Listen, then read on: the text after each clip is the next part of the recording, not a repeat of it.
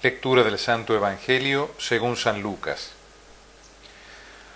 Un sábado entró Jesús en casa de uno de los principales fariseos para comer, y ellos lo estaban espiando. Notando que los convidados elegían los primeros puestos, les propuso esta parábola. Cuando te conviden a una boda, no te sientes en el puesto principal, no sea que hayan invitado a otro de más categoría que tú. Y vendrá el que los convidó a ti y al otro y dirá, cédele el puesto a éste. Entonces, avergonzado, irás a ocupar el último lugar. Al revés, cuando te conviden, vete a sentarte en el último puesto, para que cuando venga el que te convidó te diga, amigo, sube más arriba. Entonces quedarás muy bien ante todos los comensales.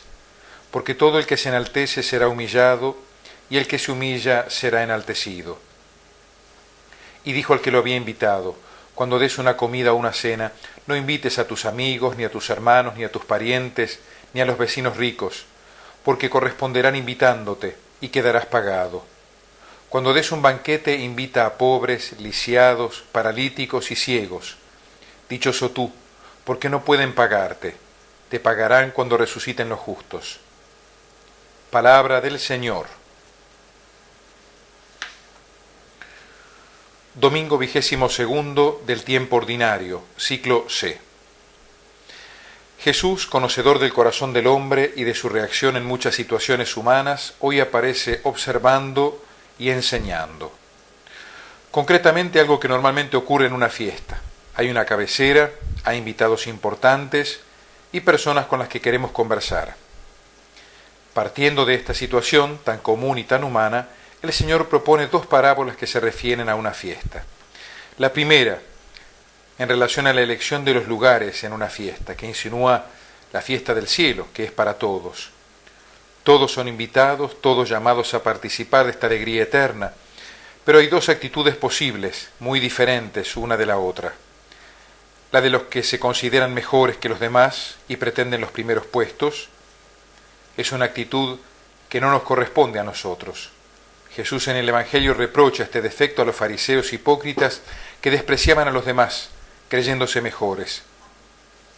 Y la otra manera de obrar, que es la que Jesús pide, disponerse a ocupar espontáneamente el último lugar, es decir, ser servidores de los demás sin reclamar privilegios.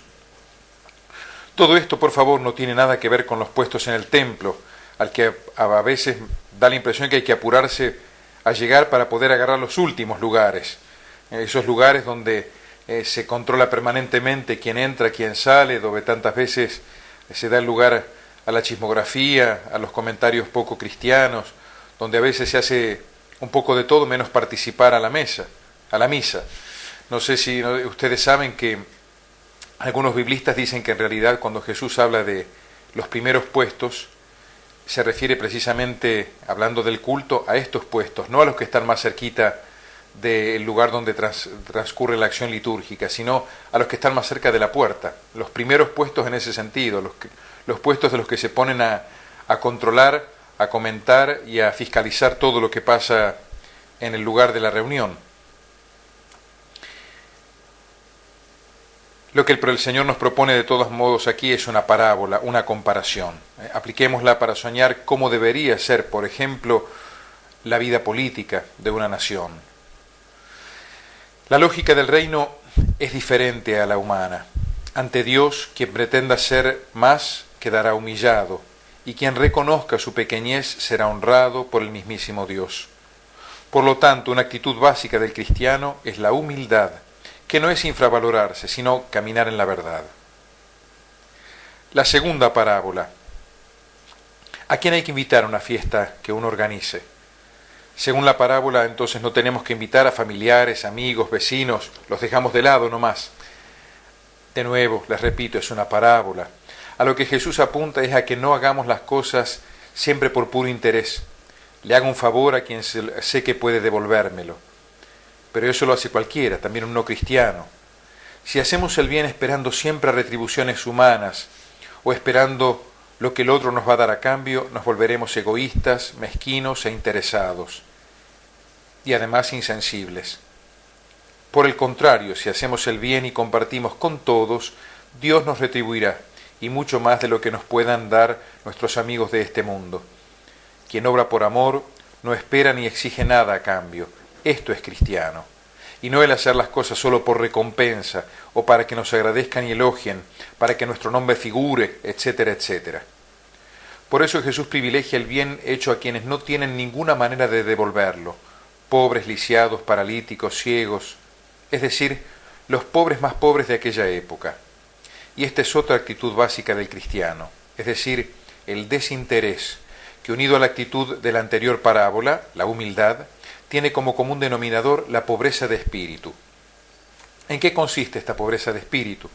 Disposición a ocupar los últimos lugares, es decir, los puestos de servicio, no pretender ser mejores que nadie, sino mejor que uno mismo, no juzgar ni menospreciar a nadie, no buscar recompensas ni riquezas humanas, considerarse servidor de los demás sin distinciones entre pobres y ricos y sin obrar por amor a las recompensas. Evidentemente hay que revisar muchas de nuestras actitudes cotidianas. Tenemos que aprender a compartir bienes, ayuda, colaboración, compañía y muy especialmente la buena noticia. La mayor pobreza, absolutamente hablando, es la de quien no tiene a Dios. El cristiano pobre de espíritu es el que está plenamente convencido de que todo lo ha recibido de Dios y que al final de cuentas no es dueño de sus cosas, sino administrador de las mismas, lo cual implica disponibilidad para compartir sin exigir nada a cambio. Compartir incluso con quienes es más difícil compartir. También el Evangelio, con quienes no están bien dispuestos para con Dios y quizás no nos respondan bien, nos consideren mojigatos, pasados de moda o faltos de sentido común. Es decir, compartir lo más valioso, el Evangelio, con los que están pobres de Dios. Todo el que se enaltece será humillado y el que se humilla será enaltecido, nos dice el Evangelio. María Santísima fue humilde, sobre todo a los ojos de Dios, y por eso, por el mismo Dios, fue ensalzada. Vivamos de tal modo que también a nosotros nos diga el Señor en el último día: amigo, sube más arriba. Amén.